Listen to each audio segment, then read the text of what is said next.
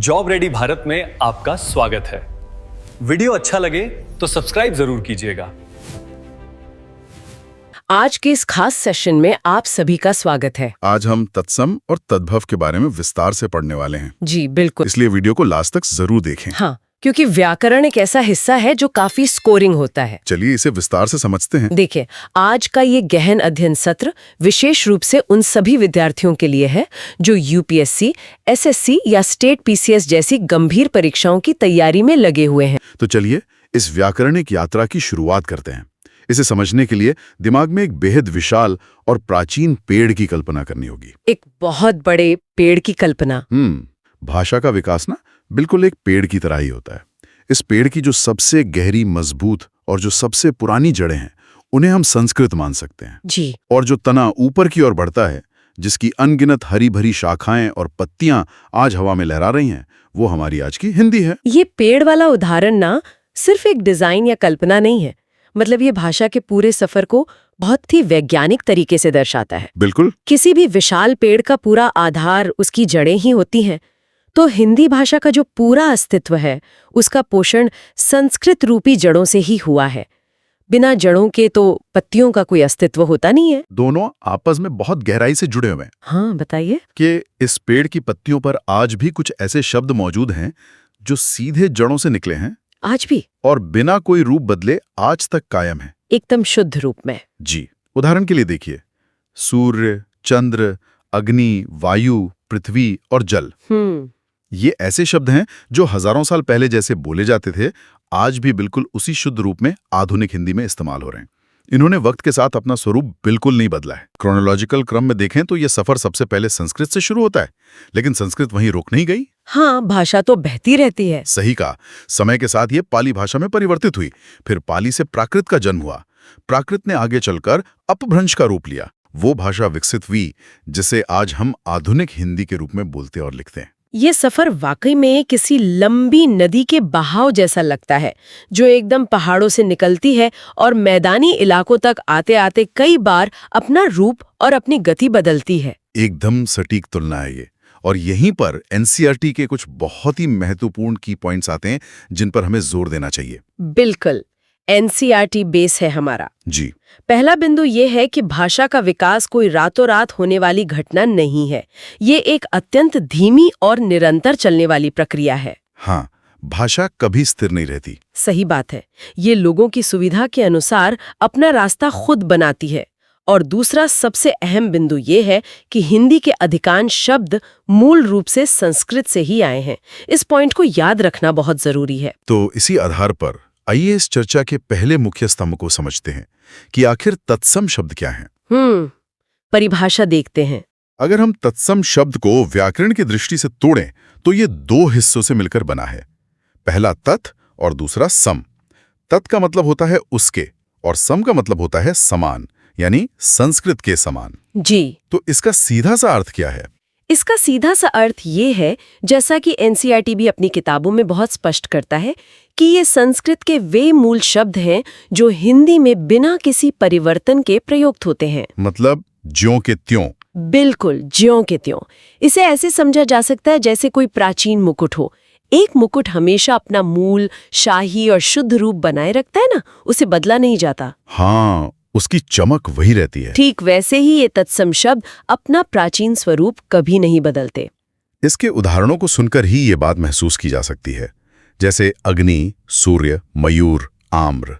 जब इन शब्दों का उच्चारण किया जाता है ना, तो आवाज में एक अलग ही वजन, एक स्पष्ट शुद्धता का एहसास होता है। एकदम सही। अगर हम दोनों मिलकर इस हिस्से का एक छोटा सा रिकैप दें, तो तत्सम का सीधा सा मतलब है बिना किसी बदलाव वाला शुद्ध संस्कृत रूप। जी, जो आज भी हिंदी में ज्यों का त्यों मौजूद है।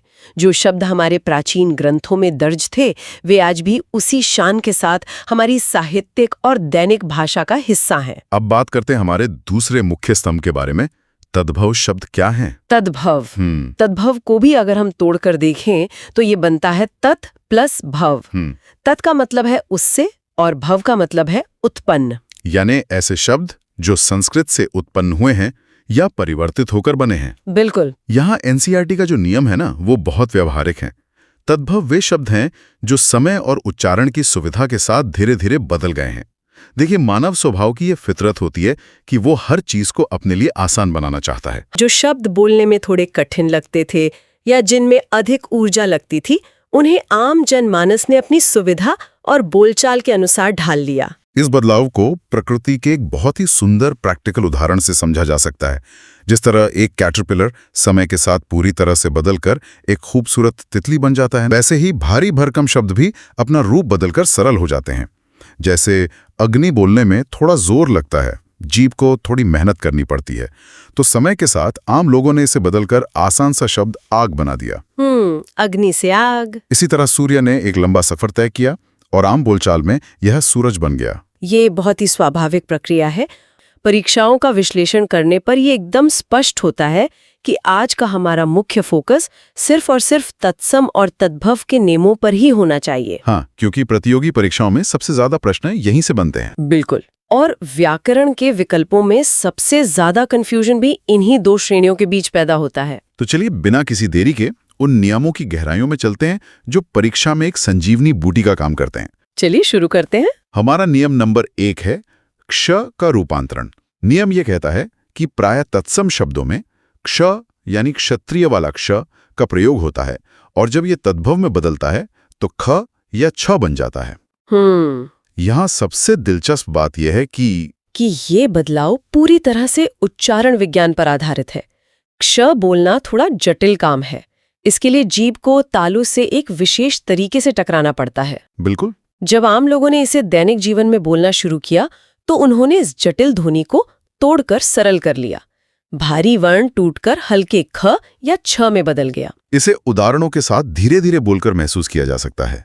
तत्सम शब्द है अक्षर, तद्भव में यह आसानी से बन गया आखर या अक्षर। जी। इसी तरह पक्षी बन गया पंछी, और क्षेत्र जो बोलने में भारी लगता है वो बदलकर एकदम सरल खेत बन गया। तो जब भी परीक्षा के प्रश्न में किसी शब्द के भीतर क्ष दिखाई दे तो तुरंत दिमाग में यह घंटी बजनी चाहिए कि यह 100% तत्सम शब्द ही होगा। ये बहुत ही कारगर पहचान है। अब नियम 2 और 3 की तरफ आते हैं। श, श और श्र का स में बदलना। जी, यहाँ वर्णमाला के उच्चारण स्थानों को समझना होगा, जो एनसीईआरटी का एक बहुत ही महत्वपूर्ण की पॉइंट है।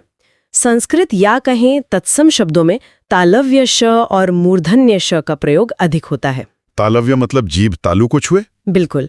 और मूर्धन्य मतलब जीभ मुड़कर ऊपर छुए। ये दोनों ध्वनियां बोलने में विशेष शारीरिक प्रयास मांगती हैं। हाँ, मेहनत लगती है बोलने में। लेकिन जब तद्भव की बात आती है तो आम लोगों ने इन कठिन ध्वनियों को दंत्य स में बदल दिया। दंत्य स बोलने में सबसे आसान है, बस जीभ को दांतों के पीछे लाना होता है। एक तराजू की तरह सोचें तो ऐसा लगता है जैसे कठिन ध्वनियों का भारी पलड़ा सरल स की तरफ झुक गया हो। एकदम सही एनालॉजी है। इसके उदाहरण बहुत ही स्पष्ट हैं। कृषक में मूर्धन्य श है, यह आसान होकर किसान बन गया। श्रेष्ठ शब्द बदलकर सेठ हो गया। शलाका जो कि एक शुद्ध तत्सम शब्द है, वह आसान होकर सलाई बन गई। और श्रावण का जो महीना होता है उसे आम बोलचाल में सावन ही कहा जाता है। बिल्कुल।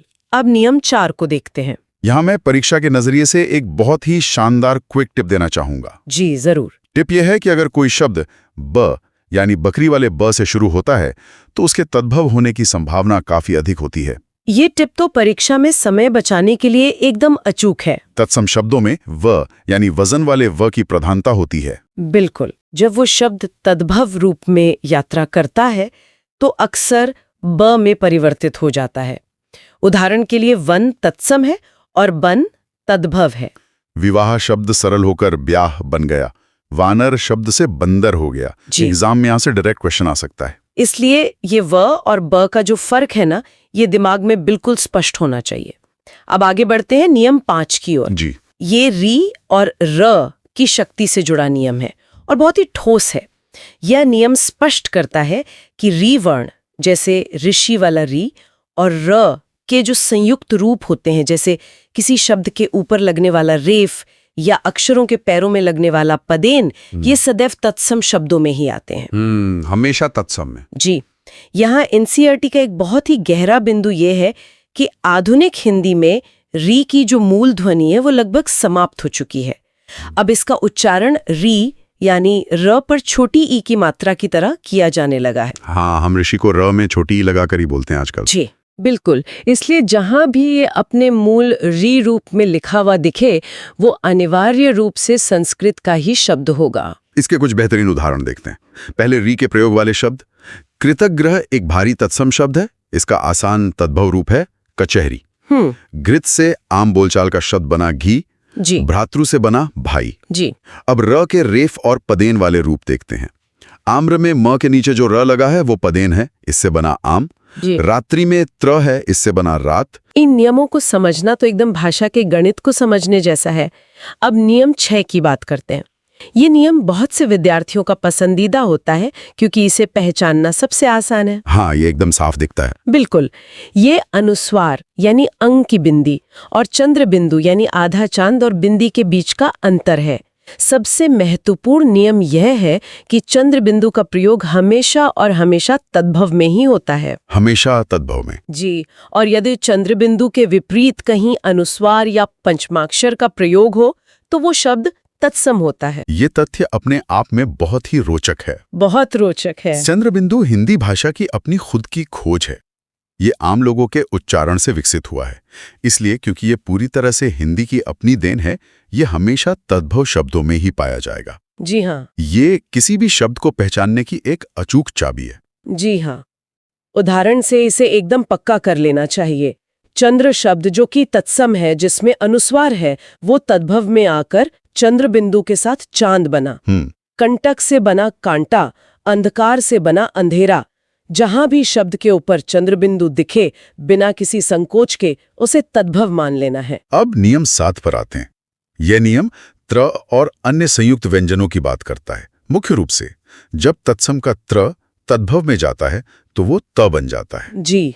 जैसे राजपुत्र आम बोलचाल में हो गया राजपूत, रात्रि हो गया रात, नक्षत्र बन गया नखत और मित्र बन गया मीत। और इसी नियम के साथ एनसीईआरटी का वो महत्वपूर्ण की पॉइंट जुड़ता है कि यदि किसी भी शब्द में क्ष, त्र, ज्ञ, श्र, री या द्य जैसे विद्या में होता है, इनमें से किसी भी संयुक्त व्यंजन का प्रयोग हुआ है तो वो शब्द सदैव तत्सम ही होगा। सदैव तत्सम। बिल्कुल। इसका कारण वही है जो हमने पहले डिस्कस किया था। ये सभी जटिल ध्वनियां हैं। 2 व्यंजनों को मिलाकर बोलना मुश्किल होता है, इसलिए तद्भव आते आते ये टूटकर सरल अक्षरों में बदल जाते हैं। नियमों के बाद अब अभ्यास के लिए कुछ मास्टर शब्दावली पर गौर करते हैं। सबसे पहले प्रकृति और शरीर से जुड़े शब्दों को लेते हैं। चलिए। इन्हें याद करने के लिए विजुअल मेमोरी मैप की तकनीक बहुत काम आती है। शब्दों को रटने की बजाय उनका एक मानसिक चित्र बनाना चाहिए। विजुअलाइज करना चाहिए। जी। शरीर के अंगों को विजुअलाइज करें, जैसे मस्तक जो कि तत्सम है और एक गंभीरता लिए हुए है, वो तद्भव में हमारा रोजमर्रा का माथा हो जाता है। आंखों से निकलने वाले अश्रु वे आसान होकर आंसू बन जाते हैं। मुख बन जाता है मुंह। इसी तरह प्रकृति के शब्दों की कल्पना की जा सकती है। दिमाग में एक पेड़ लाएं, उसका पत्र तद्भव में पत्ता हो जाता है। बारिश में नाचने वाला मयूर शब्द आम बोलचाल में मोर कहलाता है और फूलों पर मंडराने वाला भ्रमर वो सरल होकर भौरा हो जाता है। बिल्कुल। इन शब्दों को सिर्फ अक्षरों की तरह नहीं पढ़ना चाहिए, बल्कि उस चित्र को अपने दिमाग में बैठा लेना चाहिए। ये विजुअल लर्निंग ना परीक्षा के दबाव में बहुत मदद करती है। एकदम सही कहा आपने। और इसी तरह दैनिक जीवन की वस्तुओं के नाम भी समय के साथ सरल हुए हैं। हमारे आसपास ऐसी बहुत सी चीजें हैं जिनके नाम हजारों सालों में बदल गए हैं। जी। कूप जो कि एक शुद्ध तत्सम था, अब वो कुआं कहलाता है। पानी भरने वाला घट आज घड़ा बन चुका है। करपट जिसके बारे में पहले भी बात हुई, वो कपड़ा है। और दीप शलाका जो बोलने में किसी मंत्र जैसा लगता है, वो हमारी रोजमर्रा की साधारण सी दिया सलाई है।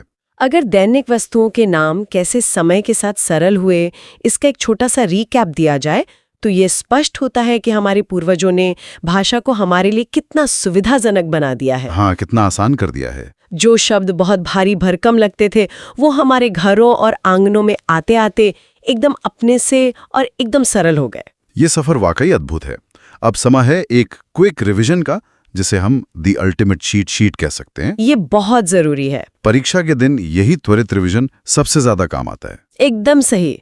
परीक्षा हॉल में बैठते समय जब बहुविकल्पीय प्रश्नों यानी MCQs में दुविधा हो तो ये ट्रिक अचूक काम करती है। जी। पहला कदम है शब्द को मन ही मन बोलकर देखना।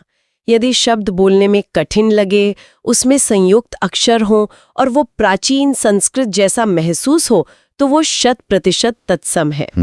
दूसरा कदम, यदि उच्चारण एकदम सरल हो, बिना किसी रुकावट के बोला जा सके और आम बोलचाल की भाषा का लगे तो वो निश्चित रूप से तद्भव है। तो आइए सारे नियमों का एक बार फिर से तेज और स्पष्ट रिवीजन कर लेते हैं। पहला नियम, अगर शब्द में एक श है तो वो तत्सम है, तद्भव में वो अक्सर ख या छ बनेगा। जी।